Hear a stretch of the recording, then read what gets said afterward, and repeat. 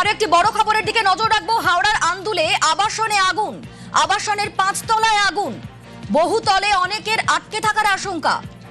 ঘটনাস্থলে দমকলের 5টি ইঞ্জিন পৌঁছে গিয়েছে। এই মুহূর্তে কালো ধোঁয়ায় ঢেকেছে গোটা এলাকা। হাওড়ার আন্দুলের বহুতলে আগুন, আবাসনের 3 তলার ফ্ল্যাটে আগুন লেগেছে। দালান ফালান সবাই তো দালান ধরে গেছে। হ্যাঁ হ্যাঁ করে এবার আগুনগুলো বের হচ্ছে রে। ই বাবা, দেখো এইখানটা পুরো ধরে গেল। ছবি দেখাচ্ছি আপনাদের। সবাই তো দালান ধরে গেছে। হ্যাঁ হ্যাঁ করে এবার আগুনগুলো বের হচ্ছে রে। ই বাবা, এতক্ষণ অবধি দাউ দাউ করে জ্বলছে ফ্ল্যাট, কালো ধোঁয়ায় ঢেকেছে গোটা এলাকা। যে ছবি আপনারা দেখছেন, ইতিমধ্যেই দমকলের 5টি ইঞ্জিন সেখানে পৌঁছে কাজ করছে। আমার সঙ্গে দেবাশিস রয়েছেন, প্রতিনিধি দেবাশিস, কখন আগুন লেগেছে, কি কি আপডেট পাচ্ছি? দেখো, ঠিক 12টা থেকে 12:30টার সময় এই অগ্নিকাণ্ডের ঘটনা ঘটে এবং মূলত আন্দুল আমবাগান এলাকা, সেই আমবাগান এলাকায় এই আবাসন, সেই আবাসনের 3 তলা 4 তলা এবং এই মূলত আগুন লাগে এবং 5 তলার উপরে একেবারে টপ ফ্লোরে যারা ছিল তারা কার্যত সেখান থেকে নামতে পারছিলেন না। এরপর স্থানীয় বাসিন্দা এবং দমকল 5টি ইঞ্জিন, প্রথমে প্রাথমিকভাবে 2টি ইঞ্জিন ঘটনাস্থলে যায় এবং তারা আগুন নেভানোর চেষ্টা করে। পরবর্তীকালে আরো দমকলের ইঞ্জিন দিয়ে আগুন নিয়ন্ত্রণে আনে এবং পাশাপাশি যারা এখানে এখনো পর্যন্ত আটকে ছিলেন তাদেরকে কার্যত সেখান থেকে উদ্ধার করে নিয়ে আসে। 7 থেকে 8 জনকে উদ্ধার করা হয়েছে দমকলের তরফ থেকে, যেটা জানানো হয়েছে। তার কারণ একাধিক ঘরে তারা কিন্তু সেখানে আটকে ছিলেন। এখনো পর্যন্ত নতুন করে কেউ আটকে আছেন কিনা তা কিন্তু পরিষ্কার নয়। দমকলের কাছে যারা আবাসিকরা রয়েছেন তারা তাদের সঙ্গে কথা বলছেন।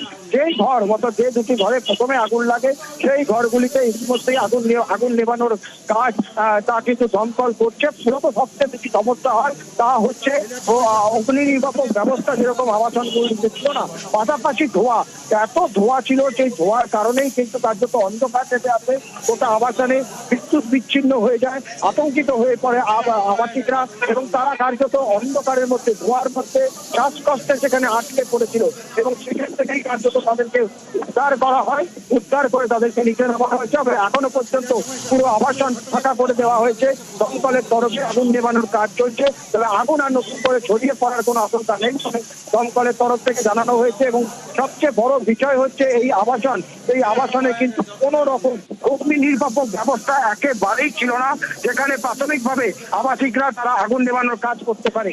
কিভাবে আগুন লেগেছে সেটা কিন্তু পরিষ্কার নয়, তবে দমকলের তরফ থেকে মনে হচ্ছে যে ইলেকট্রিক শর্ট সার্কিট হতে পারে বা অন্য কোনো অগ্নিকাণ্ড, অর্থাৎ সেখানে ঠাকুর দেওয়ার সময় প্রদীপ চালানো হয়েছিল, সেখান থেকে কোনো ঘরে আগুন লেগে যায়, এই আগুন পরবর্তীকালে অন্যত্র ছড়িয়ে যায়।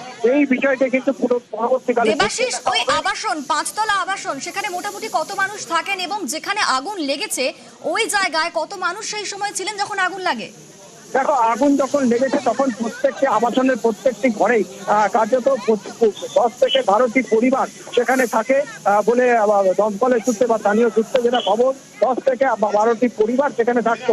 তবে অবশ্যই যেহেতু দিনের বেলা অনেকেই পুরুষরা তারা বাইরেই ছিলেন, মহিলারা মূলত কার্যত মহিলা বয়স্ক যারা ছিলেন তারাই কার্যত সেই আবাসনে ঘরগুলিতে ছিলেন। সবচেয়ে বড় বেশি সমস্যা হয় যে একেবারে টপ ফ্লোর অর্থাৎ 5th ফ্লোরে যারা ছিল, তার কারণ তারা একেবারে নিচে নামতে পারছিল না, কালো ধোঁয়ায় ঢেকে গেছিল, শ্বাসকষ্ট শুরু হচ্ছিল প্রত্যেকেরই। সেই জায়গা থেকেই কিন্তু সবচেয়ে বড় বিপদ তৈরি হয়েছিল। তবে অবশ্যই দমকলের তৎপরতায় কিন্তু কার্যত বলা যায় প্রত্যেকটা আবাসিককে কিন্তু উদ্ধার করা হয়েছে এবং উদ্ধারের পর আগুন নেভানোর কাজ এখন চলছে।